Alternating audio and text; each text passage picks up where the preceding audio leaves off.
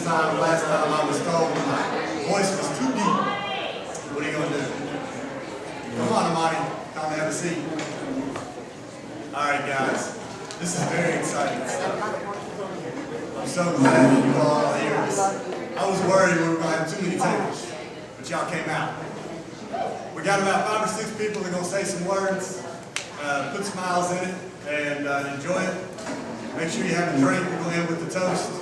And I'm actually going last, so I just want to get your attention. Go get it.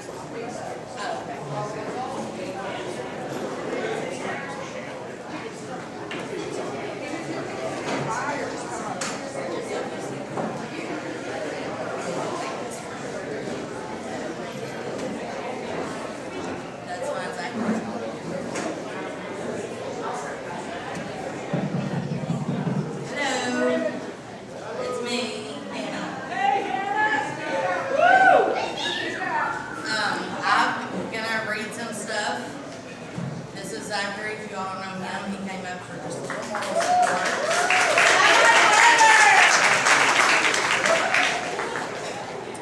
These are just some memories that I have that not too many people know about because it was before the white light. So I'm just going to read.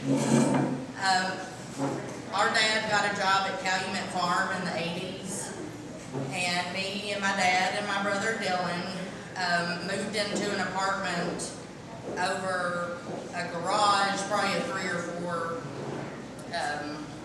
what is it, 3 or 4, something garage, whatever it is.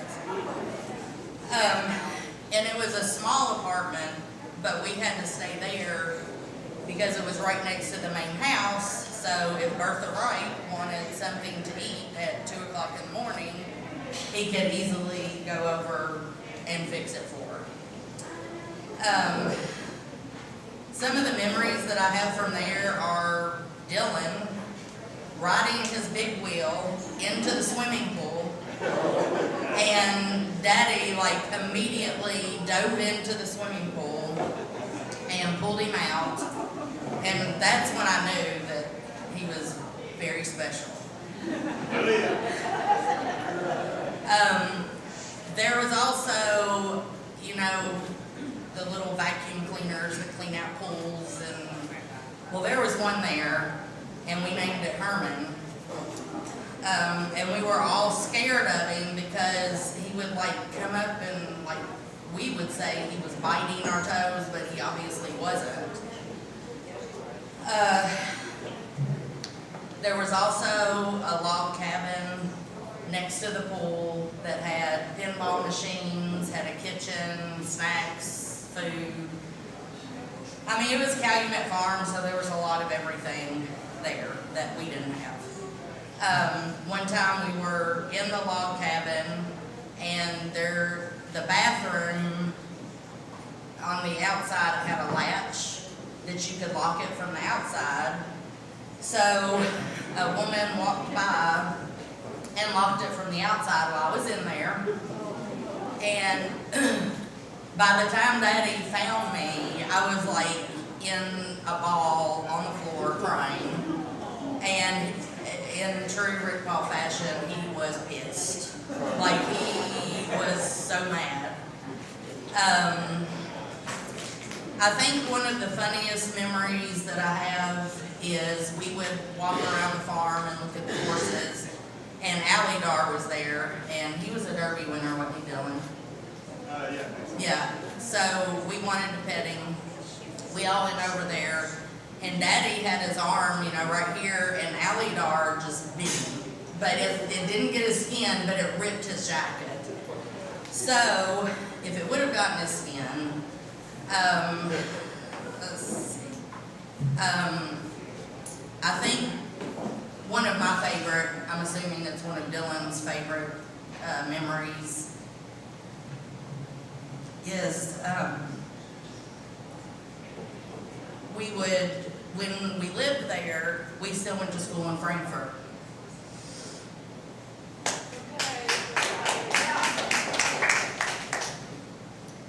And on our way to school, we stopped at Keeneland. and we'd get hot chocolate, and we would watch the horses warm up, because they would run the track, every morning to exercise or whatever it is that they do. We had hot chocolate and we were watching, and that's all we really cared about. I am on a time limit, so that's very fortunate for you all.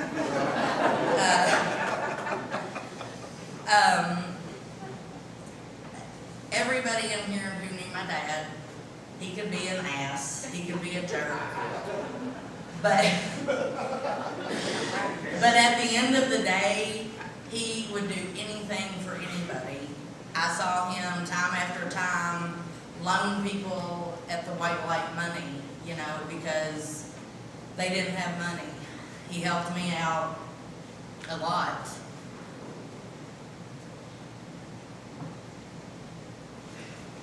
And we had a really good relationship. And I know that he loved me and Dylan and all of our family, and especially his grandkids. Even a few people outside the family, so, you can just believe it was you, it's okay.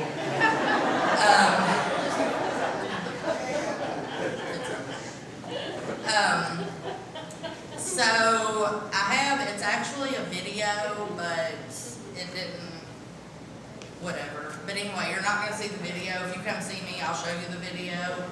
But it's, one thing that he used to say, his name was Richard Aldrich Paul.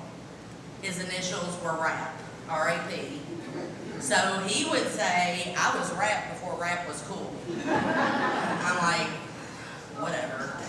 So, thank you all for coming. I'm going to leave you with this rap that Daddy did several years ago. And I mean, if you're here, you knew Daddy, you knew he cussed a lot, so just know that this is a rap that Daddy apparently came up with. And give me a second because it takes me a minute. Okay.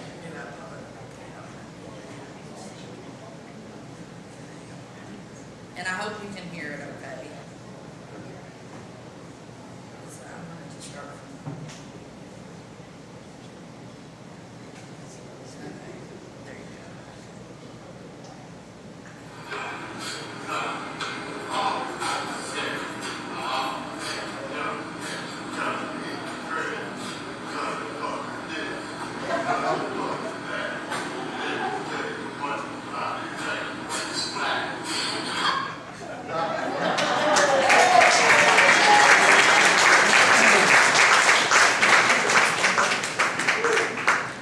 Thank you all for coming. Make sure you drink plenty and eat plenty because he's paying for it. Yeah. So get what you want. Thank you all so much for coming. Love you all. And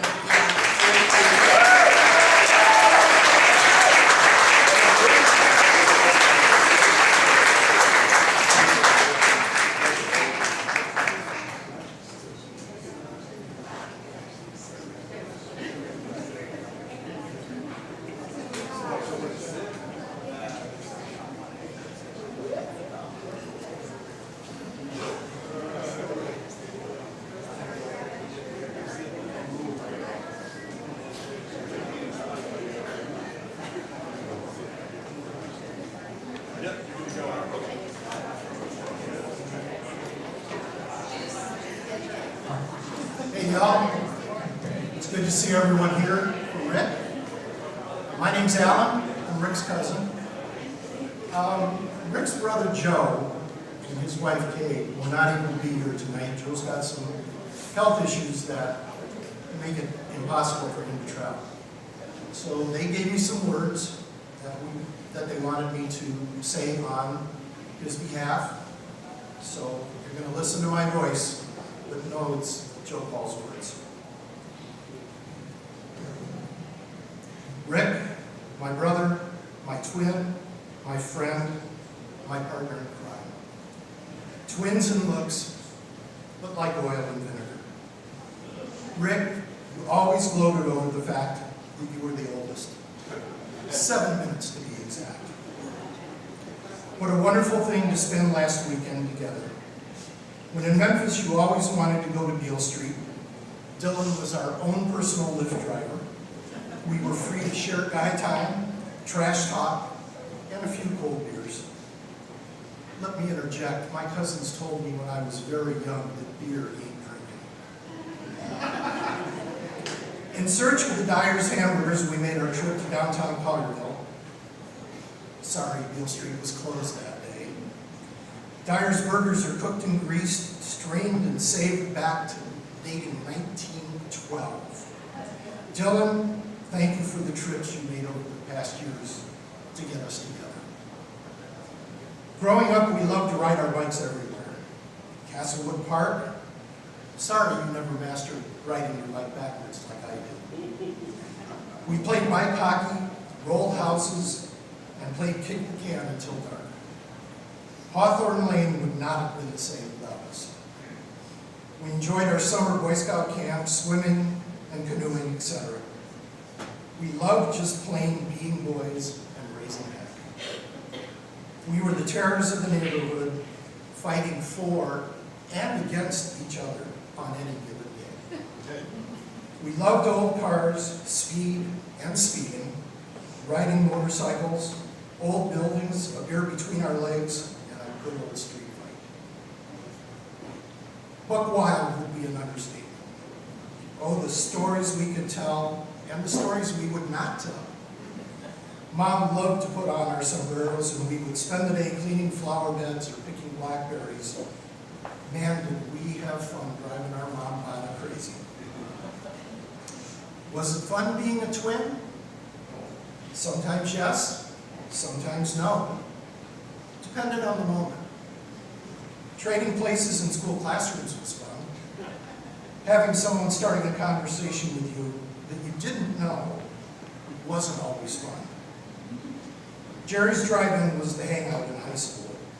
One night I ordered a champ sandwich at Jerry's. The waitress came over and made me leave. She said I had walked out on a check the night before. I told her it wasn't me. I had a twin, but she wouldn't believe me. A few nights later, I found Rick with a date, Lucy Floyd, eating at Jerry's.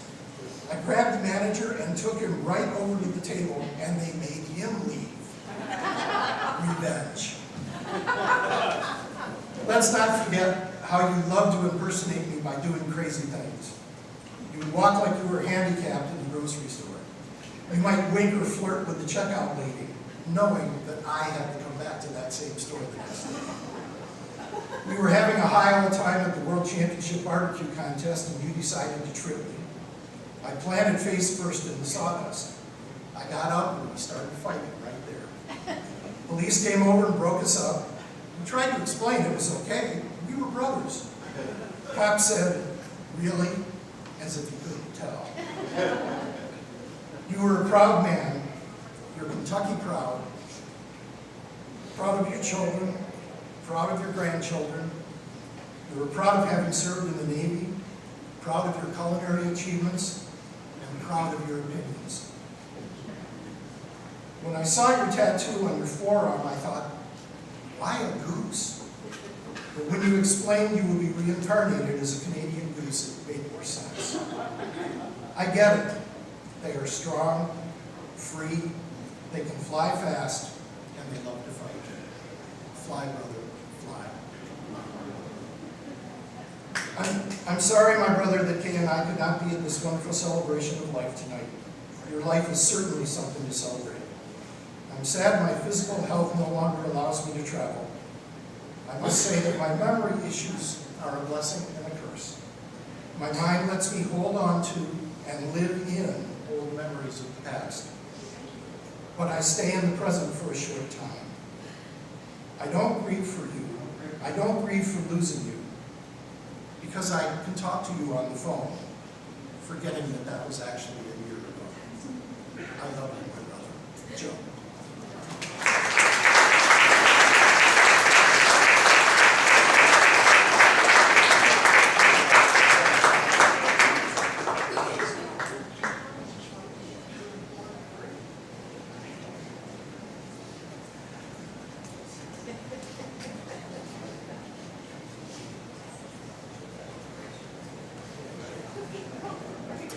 everybody.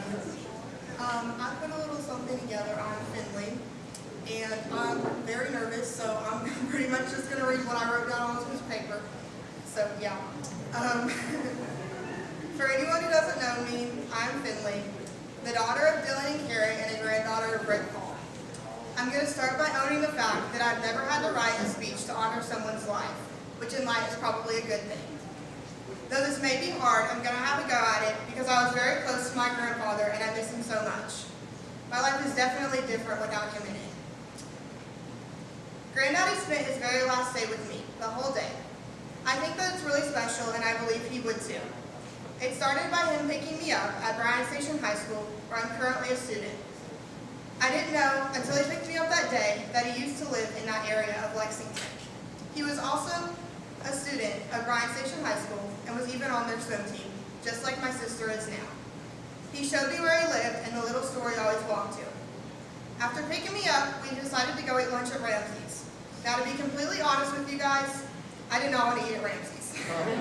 But he did, so I agreed because, well, it was just easier to agree with him most of the time. He ordered chicken livers with a side of corn, which was his favorite meal. I know this because he got it every single time we ate there. We sat there and we talked about life. Well, I talked about life and he listened. He was a very good listener.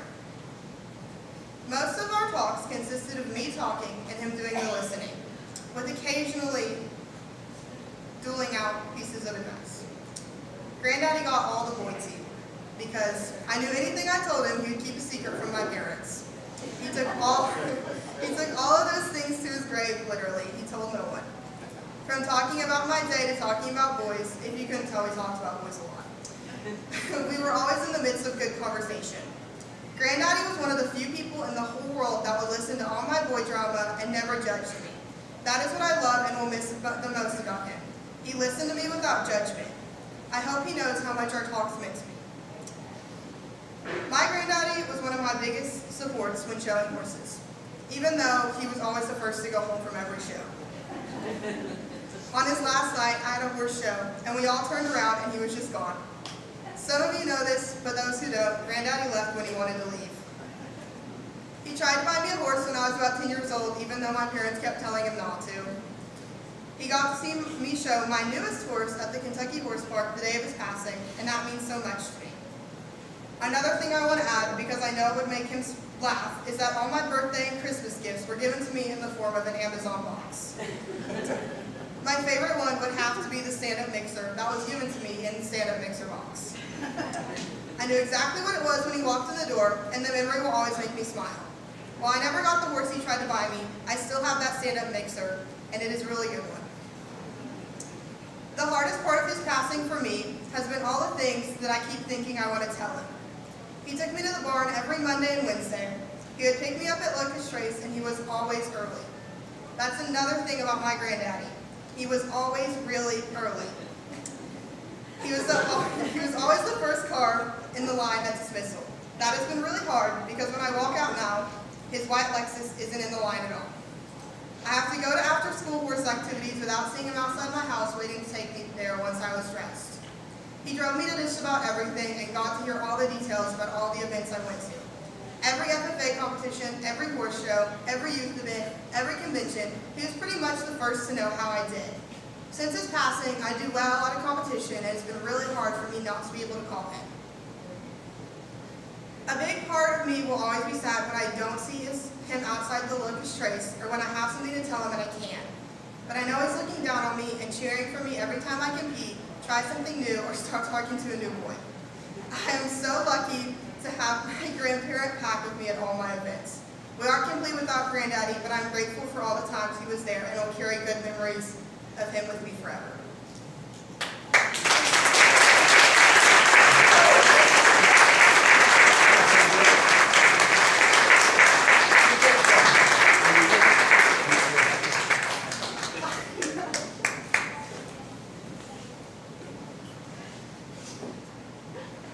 My dad was never on time to pick me up, by the way. He was the last car. Yes, he was the last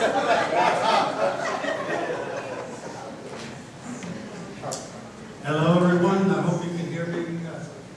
I'm Gene Birch. I was Rick's dentist for a long time, and a long time patron of the White Light and Rick City Cafe. I'm going to have to read this because I'm not a public speaker, so bear with me. I've known Rick Paul since the early 1980s when both of our kids were going to Montessori school.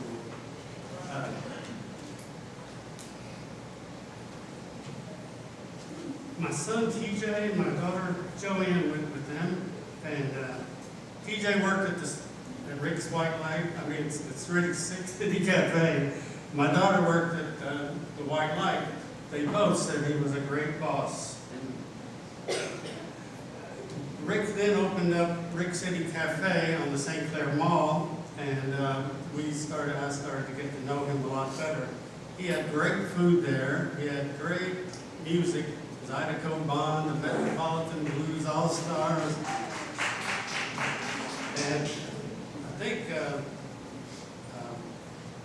I'm going to lose a thought, so bear with me. Rick enjoyed the restaurant on St. Clair, but he always complained about the lack of parking. Back then, St. Clair was a mall with no parking and just all trees, which I love, but a lot of people didn't. Rick and I argued about that quite a bit. Rick and I both loved the barter system, so we ended up trading dental work for food. So I got lucky to be able to go to the White Light every Saturday morning for eggs and bacon and a lot of preaching by Chef Paul.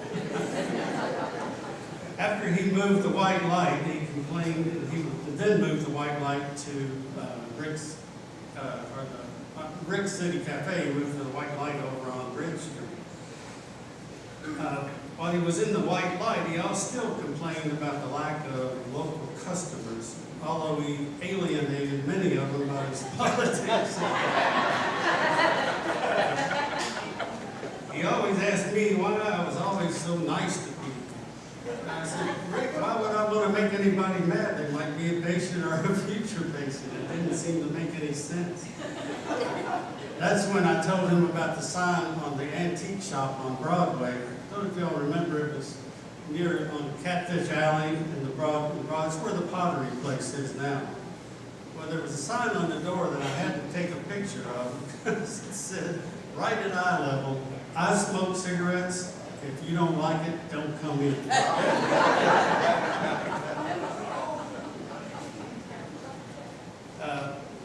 My memory is not that good anymore, and it's probably getting worse, so I went back and looked at old newspaper articles to find out, and there's a whole lot of those on the table back then. But one of the episodes Rick had was with Kern's Bread, and I'm sure, or Kern's Bakery, because they copyrighted the term dirty pie, which that's like copywriting key lime pie. It just doesn't seem right. And he didn't think it was right either, so he tried to work around it, so much so that he got in a lot of trouble.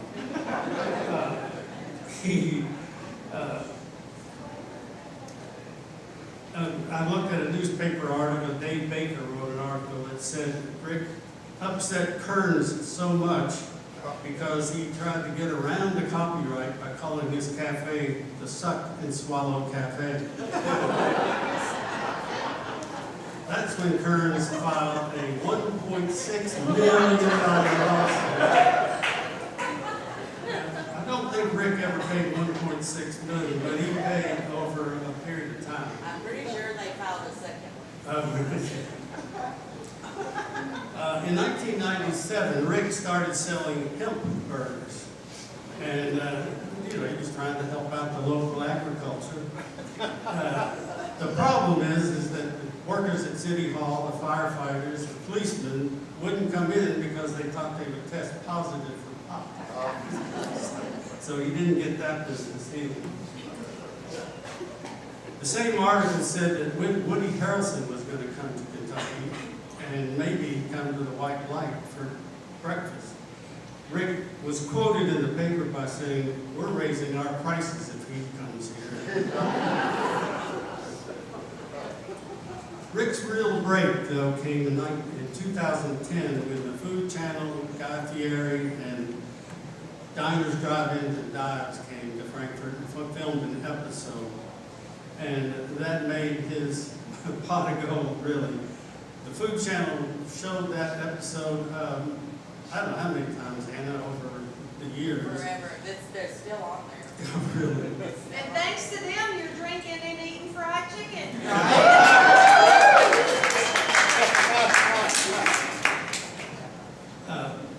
Rick really enjoyed that notoriety. He'd always explain that he was one of Frankfurt's leading tourist attractions.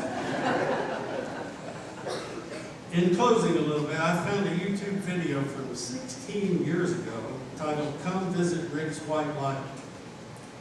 It was quintessential Rick Paul. If you ever want to see what he was really like, just look up that video. Just type in Rick Paul, Frankfurt, Kentucky in YouTube.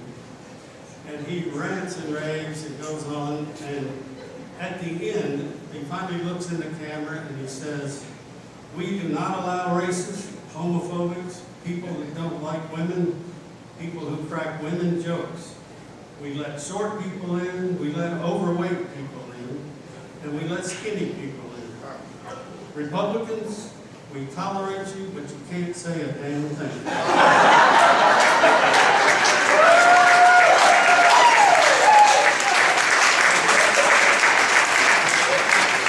I miss Rick. Rest in peace.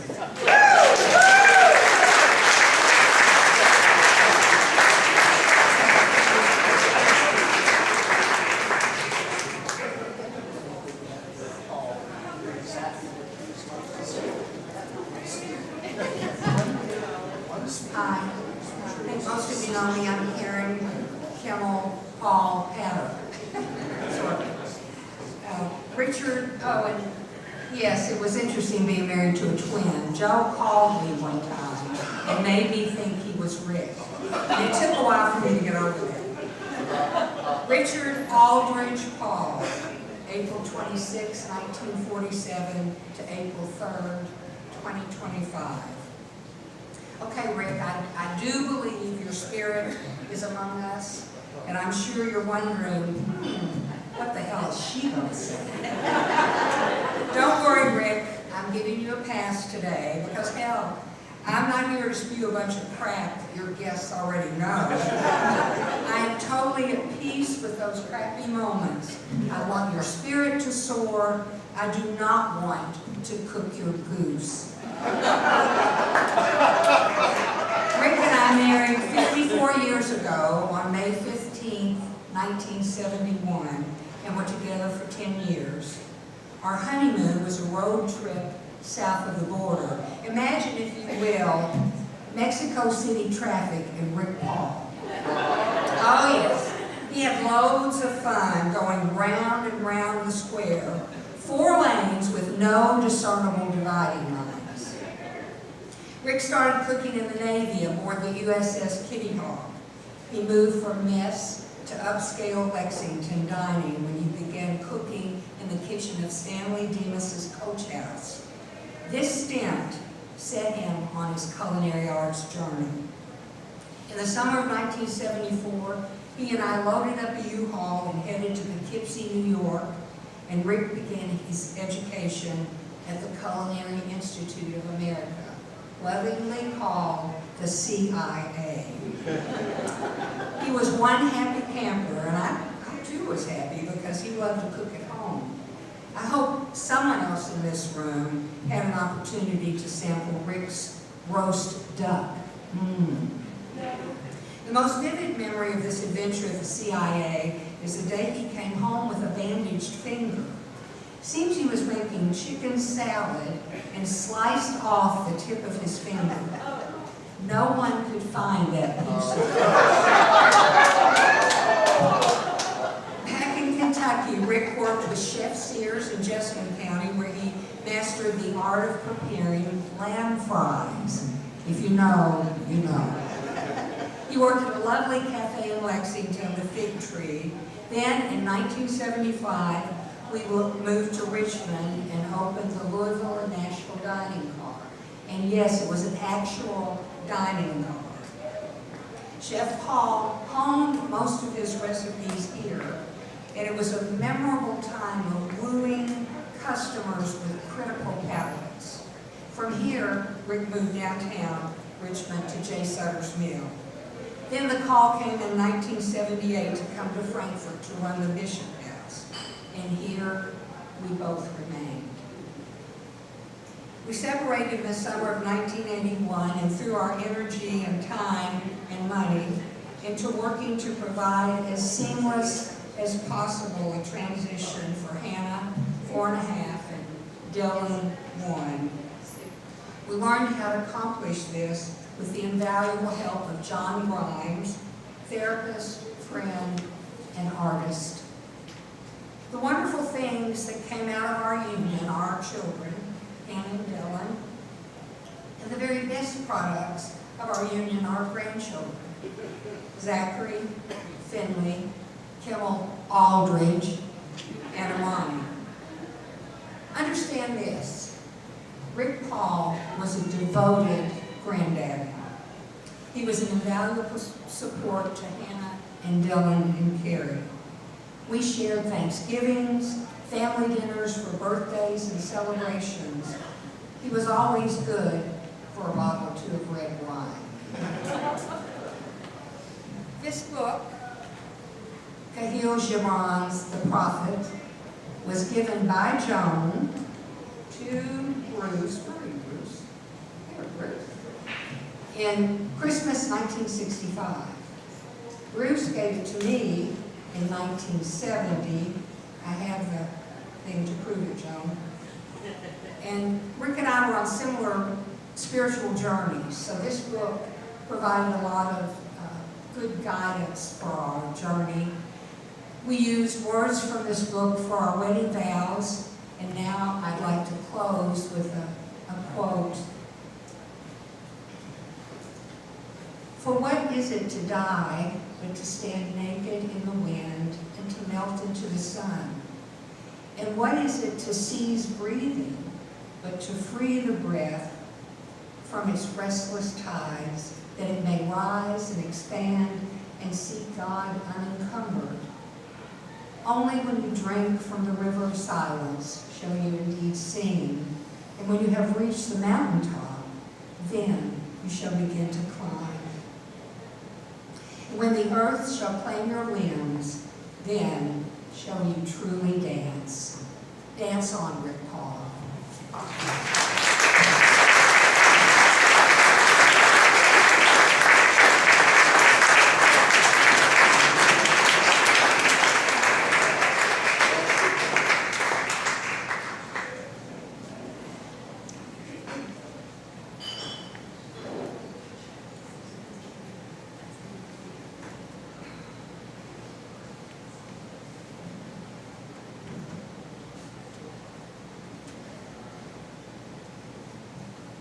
Thank you all so much for being here.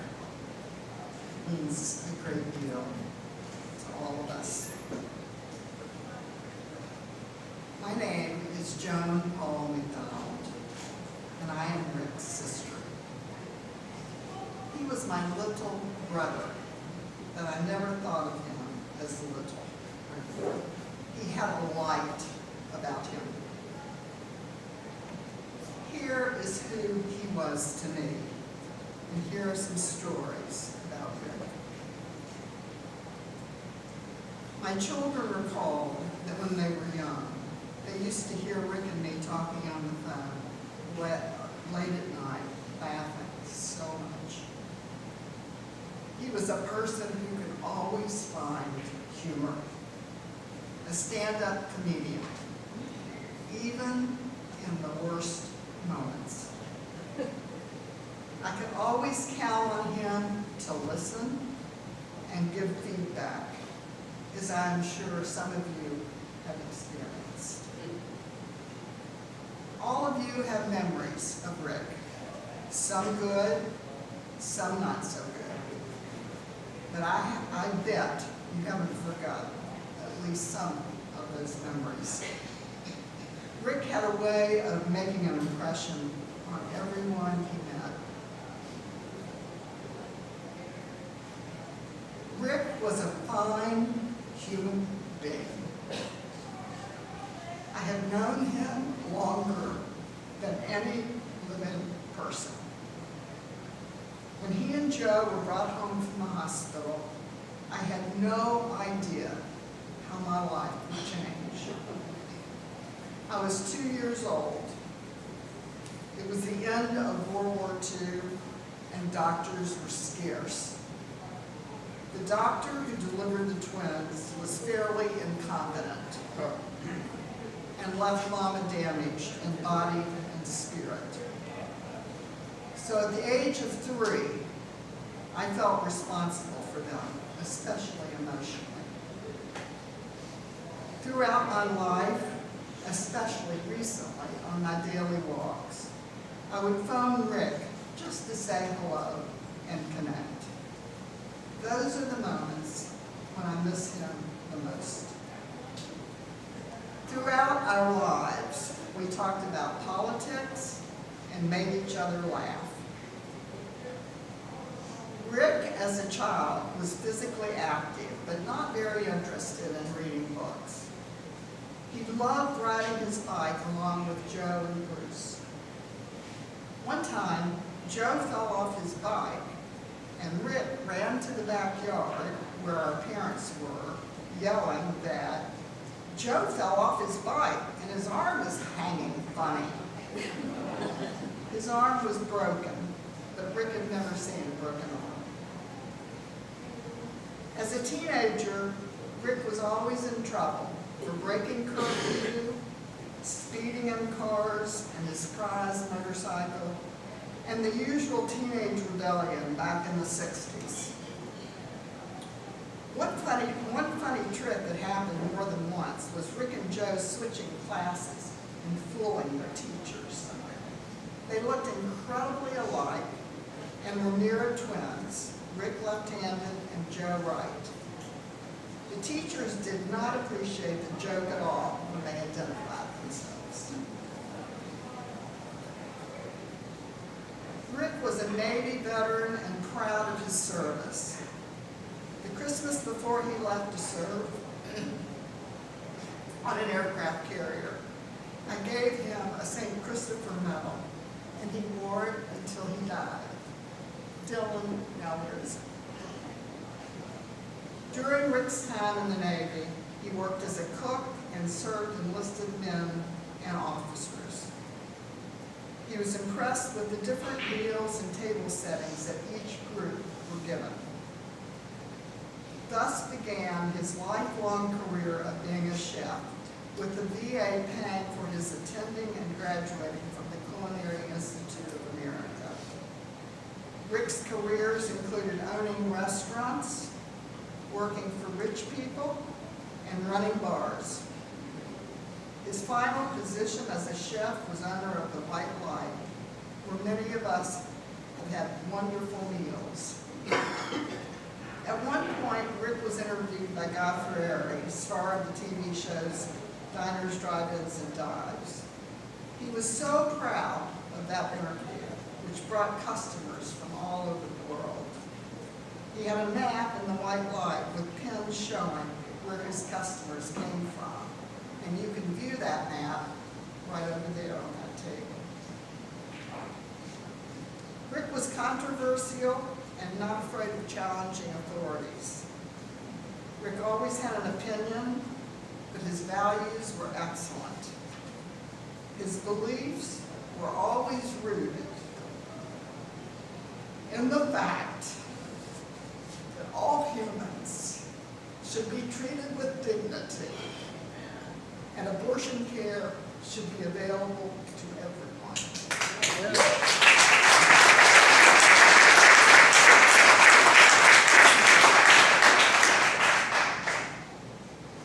Rick was fond of bourbon, cigarettes, and joints. He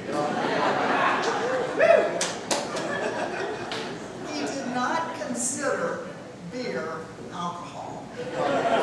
So, when he was on an alcohol fast, he still drank beer. Rick loved to taking a drive, so it's fitting that his final job was driving Lyft. Rick prided himself on wearing a clean apron every day of his professional life. Rick adored his children and grandchildren. Rick supported local farmers and organic food, but at the same time loved a good McDonald's burger. Rick was a very complicated person. Sometimes he was cranky and certainly did not tolerate fools lightly. But he was a good-hearted person who would give you or anyone in need the shirt off his back. Rick had an incredible sense of humor and quick wit. He could lighten up a room with his commentary. For many years, Rick said his plan was to be incarnated as a goose. Several days after he died, a Canadian goose appeared in our backyard. This is the first time we'd ever seen a goose there. Rick and his goose friends hung out for a few weeks, then flew away. I will miss Rick deeply and felt this poem to be an appropriate ending to my tribute. This is a poem attributed to Mary Elizabeth Fry.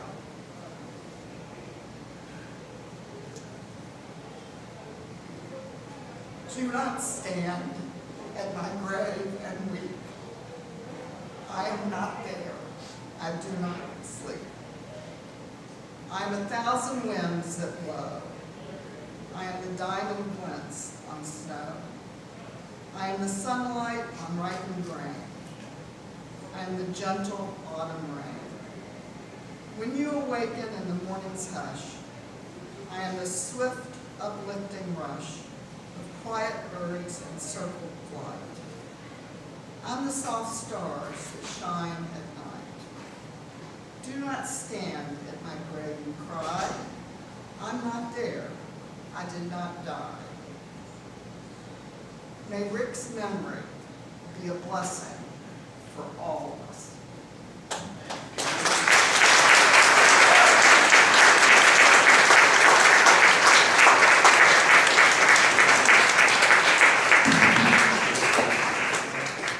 All right, guys.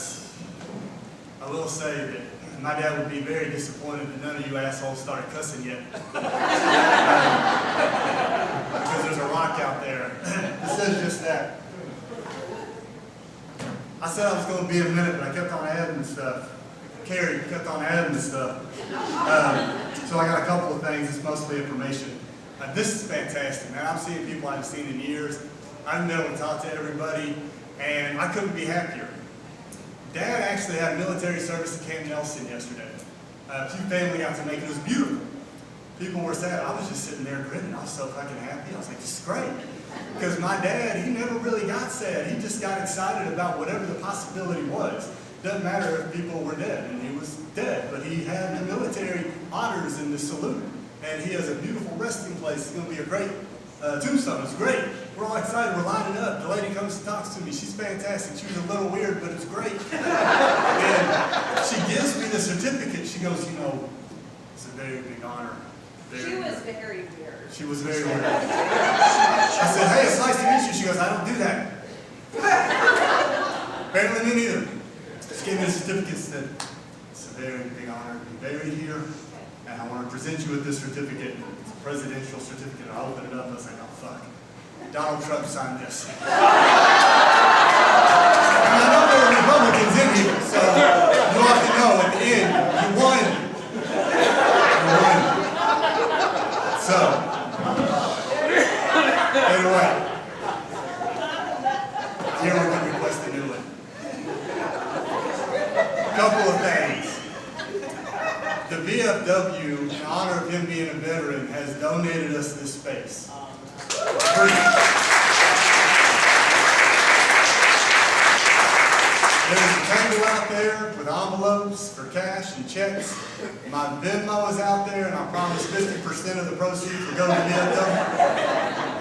Please show some appreciation. I found out after the case when they said they would give us free food if he was a member. Besides not a member, he was a member. So he was a member here. This means a lot. It's really great. So please, if you would, if you don't, if you're like my dad, I might give you my phone. And the table right there by the photographer who's standing up, Mandy, right? Yep. She's like, why are you talking about me? I'm supposed to be invisible. There are 2 memory books that Hannah has put out, right? So please take some time and just write a short memory. Don't write a long one. My dad wasn't a big talker unless you were eating at the diner. Other than that, he was like, keep it short and sweet. So We please. also don't believe in censoring. Yeah, say what you want, cuss, talk about hot. Yeah. Smoking, drinking, and cussing. Yep. My friends admit it. Nobody else followed Tom Litter either, right? Except for John. Great. But you said I had a 10 limit like a minute after you were done. Anyway, the one thing I'll say before I say what I actually wrote down is that my friends, some of them who were here in high school, had a saying. When my dad come up, they would go, Rick Balls? Yeah, they'd be like, Dylan, cheeseburger, goddammit. Was there something else? No, beer. Dylan, cheeseburger, beer, goddammit. Sorry for last year. All right, here we go. Let's take about 45 seconds and then you can go back to the free bar and food. So on the bracelets, it says ladies invited. This phrase can be found on an exterior panel of the White Light Diner. It was one of my dad's favorite features of that building. Now probably the second favorite, because if you go up there, there's a mural with him on it. So Lord knows that's his favorite. So that is kind of where that came from, was on the t-shirts. I think we can also all agree that when it came to my dad, the ladies were always invited, right? Also, on your table, you will see rocks from here all the way to the back. That are all things that we thought my dad would say or do. There's one that just says honk, because he loved to honk at people. If you ever talked to him in the car, you heard it be scream. Yep. So just go around, see one that speaks to you, pick it up, say what's on it, see if it fits, take it home. It's a memento. We'd love for you to take them. If you don't, I gotta put them in a box and carry them back. And now the last part. Everybody else made it. Come on, me. All right, around 2014, my dad and I started a new tradition. When John Prine was closed, we bought tickets. And we went, we went each year. It was fantastic. Our last concert was on June 8th, 2018. And it was my birthday. And it pissed me off because they were playing and they stopped. And John Prine was like, hey, this is my bassist's birthday today, June 8th. And we were on the front row and we were waiting for my dad to go, hey, it's my son's birthday. He didn't. So, what are you going to do? So anyway, John Prine was promoting what would be his final album called The Tree of Forgiveness. Now, I'm going to say a couple words, literally, a couple words, and then I'm going to leave you with a little treat of listening to the most appropriate song possible for this moment. And it is the last track on John Prine's last album. And I'm not a sit there and be silent room, but listen to at least the first part of it, because it embodies exactly what this moment is, exactly who my dad is, and exactly what he would want right now. All right? But first, have a drink. Huh? Oh.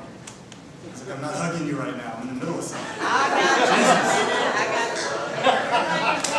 Take a picture of the hugging, because it doesn't have to. So, you got a drink, a toast. This is to Rick Paul, the most compassionate asshole I ever met.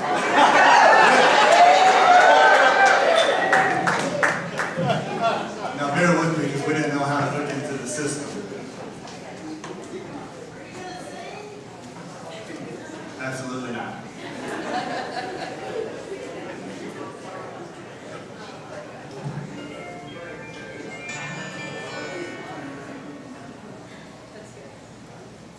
When I get to heaven, I'm going to shake God's hand, thank Him for more blessings than one man can stand. Then I'm going to get a guitar and start a rock and roll band. Check into a swell hotel. Ain't the afterlife great? And then I'm going to get a car and buy a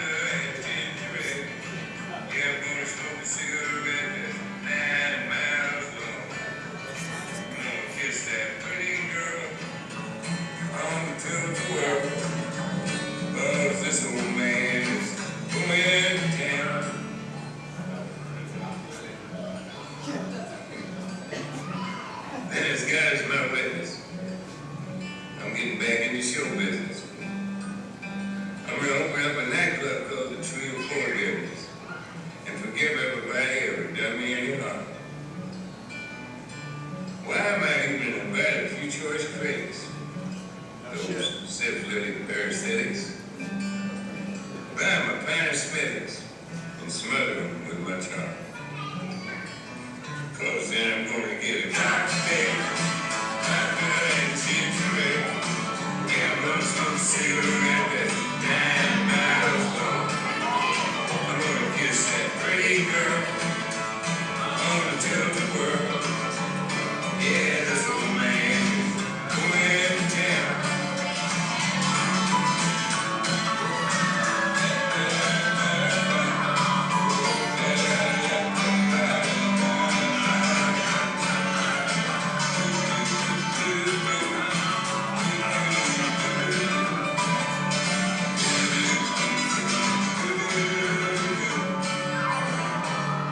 Yeah, when I get to heaven, I'm gonna take that wristwatch off my arm.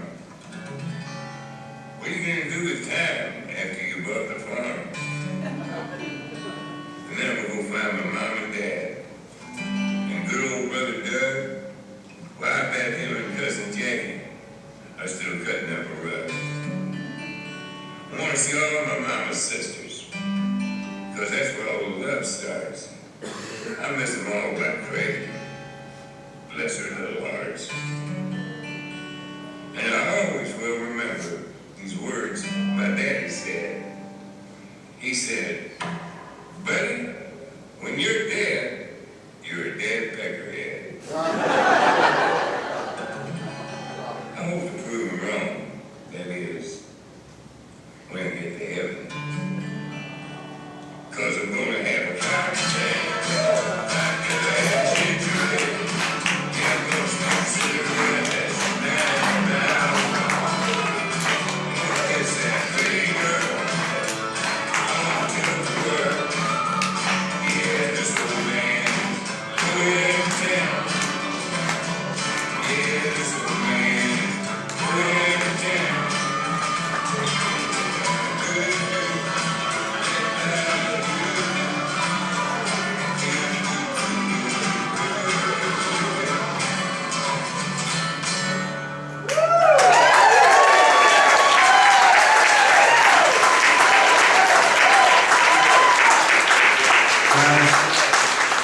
You would have loved this. Nobody's crying. It's a celebration. The bar's still open. It's open as long as I'm here. So. Russell is trying. Oh, Russell. Yeah. Okay, I should not speak in absolutes, apparently. Get some food, get a drink, hang out, talk, tell stories. Come tell me stories. I'd love to hear them. If I haven't seen you, I'm going to try and see you. Thank you all very much. We love you. Thanks for coming.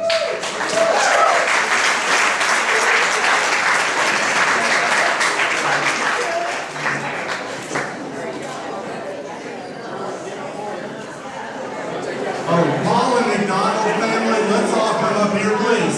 Paul and McDonald family. Now, anybody that came from out of town is related to me. Come up here.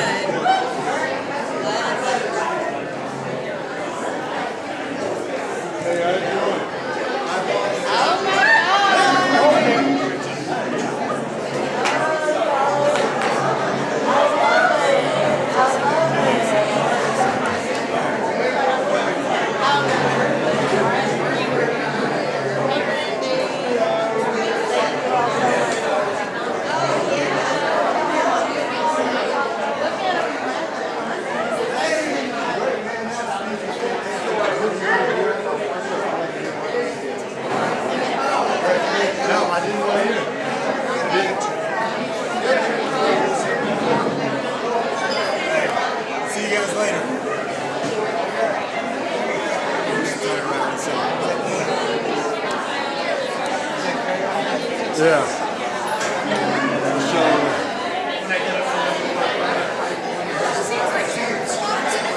Put it on me. There you go. It's on you. Hey, Kate, Joe. I'll Okay. see you soon. Couple of weeks. Spouse is in or out of this? Doesn't matter. I don't care. Anybody wants to be in it, be in it.